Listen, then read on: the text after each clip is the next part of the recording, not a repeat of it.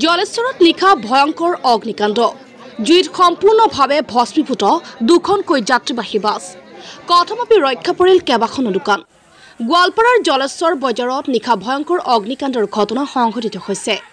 জলেশ্বৰ বজাৰৰ বাছ স্থানত ৰখাই থোৱা বাছৰ পৰা অগ্নিকাণ্ডৰ সূত্ৰপাত হোৱা বুলি জানিব পৰা গৈছে এই অগ্নিকাণ্ডত সম্পূৰ্ণভাৱে ভস্মীভূত হয় দুখনকৈ যাত্ৰীবাহী বাছ নিশা আনুমানিক 2 বজাত সংঘটিত হৈছে এই অগ্নিকাণ্ডৰ ঘটনা অগ্নিকাণ্ডত ভস্মীভূত হোৱা যাত্ৰীবাহী বাছ দুখনৰ পঞ্জীয়ন নম্বৰ হৈছে AS18AC 7052 আৰু AS25AC 1491 ৰাজ্য লক্ষীপুৰ অগ্নি নিৰ্বাপক বাহিনীক খবৰ দিয়াৰ প্ৰায় 2 ঘণ্টা পলমকৈ অগ্নি নিৰ্বাপক বাহিনীৰ দলে ঘটনাস্থলীত উপস্থিত হয় যদিও অগ্নি নিৰ্বাপক বাহিনীৰ বাহন বিকল হোৱাত জুই নিৰ্বাপন কৰাত ব্যৰ্থ হৈ উভতি যাব লগা হয় লক্ষীপুৰ অগ্নি নিৰ্বাপক বাহিনীৰ দলে লক্ষীপুৰ অগ্নি নিৰ্বাপক বাহিনীৰ দায়িত্বহীন কাম-কাজৰ ফলত উত্তেজিত হৈ পৰে একাংশ ৰাইজ অৱশেষত ৰাইজৰ তৎপৰতাত জুই নিৰ্বাপন কৰিবলৈ সক্ষম হয় অগ্নিকাণ্ডৰ কাৰণ এতিয়ালৈকে জানিব পৰা হোৱা নাই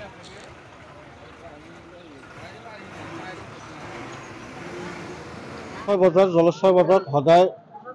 জলেশ্বৰৰ পৰা গুৱাহাটীলৈ গাড়ী যোৱা অহা কৰি থাকে ৰাতি বহুতকেইটা গাড়ী বজাৰতে থাকে হঠাৎ কৰি কি কাৰণত গাড়ীখন জুই লাগিল দুটা গাড়ী একেলগে জুই লাগি আমি খৰধৰ কৰি ঘৰত শুনা পাই আহিলোঁ আহি দেখিলোঁ গাড়ী দুটা একদম পুৰা আগুনে জ্বলি আছিল আগুন জ্বলাৰ পিছত ফায়াৰ ব্ৰিগেড নামৰ এটা ডিপাৰ্টমেণ্ট আছে বুলি আমি জানোহে কিন্তু আজি যিখিনি পালোঁ আমি ফায়াৰ ব্ৰিগেড গাড়ীক ফোন কৰাৰ 2.5 ঘণ্টা 3 ঘণ্টা পলম কৰি আহিল যদিও সেই গাড়ীখন এনেকুৱা দুৰ্ভাগ্য এনেকুৱা ডিপাৰ্টমেণ্ট এনেকুৱা মানে ৰাইজৰ হেয়াৰ কৰাৰ চৰকাৰে যিখিনি ঢোল বাজাই থাকে এই ডিপাৰ্টমেণ্টত আমি সেইখিনি আজি পালোঁ যে গাড়ীত এখন অগ্নি জুই নোমোৱাৰ কাৰণে অহা গাড়ীখনত পানী নাথাকে এইটো দুৰ্ভাগ্যজনক কথা